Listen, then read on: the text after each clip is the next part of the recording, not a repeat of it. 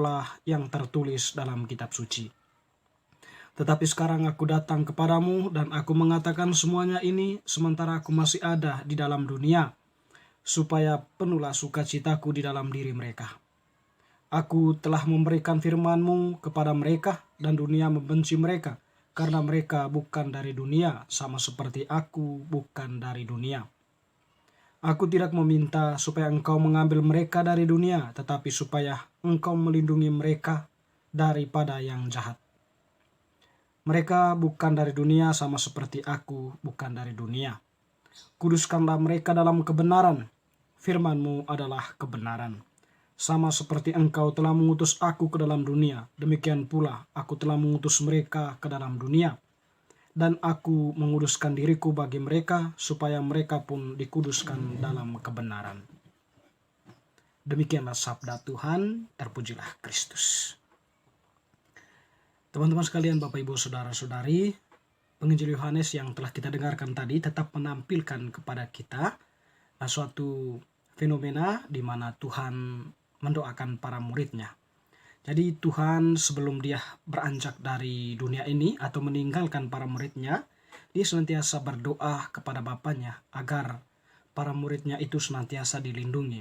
Sebab bagi Yesus mereka itu adalah orang-orang yang setia mendengarkan Yesus ya.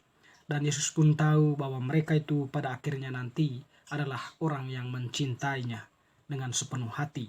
Atau orang yang pada akhirnya menjadi pewarta kebenaran, pewarta firman yang telah disampaikan Yesus kepada mereka. Dan tentunya di sini Yesus senantiasa menjaga mereka. Doanya menunjukkan bahwa Tuhan itu sangat memperhatikan para muridnya begitu dalam ya.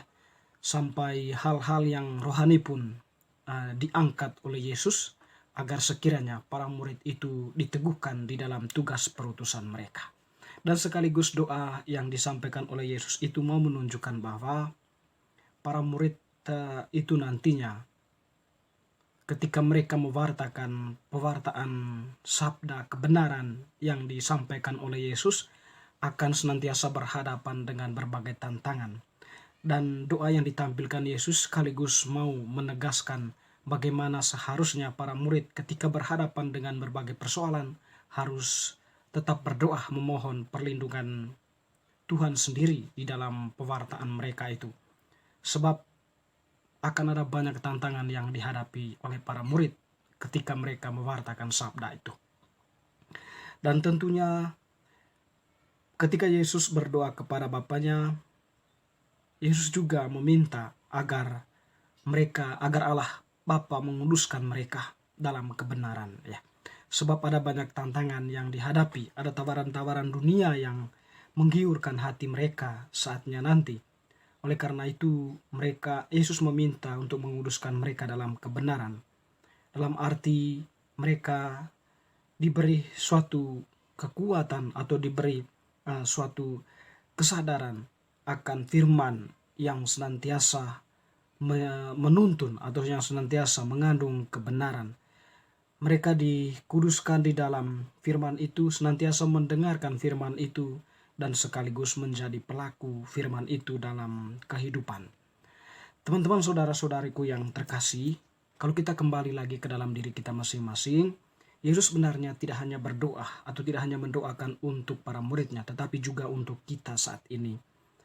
Tentu Yesus mungkin tidak terang-terangan seperti ini dia mendoakan kita, tetapi Yesus dalam permenungan kita meyakini bahwa dia mendoakan kita selalu.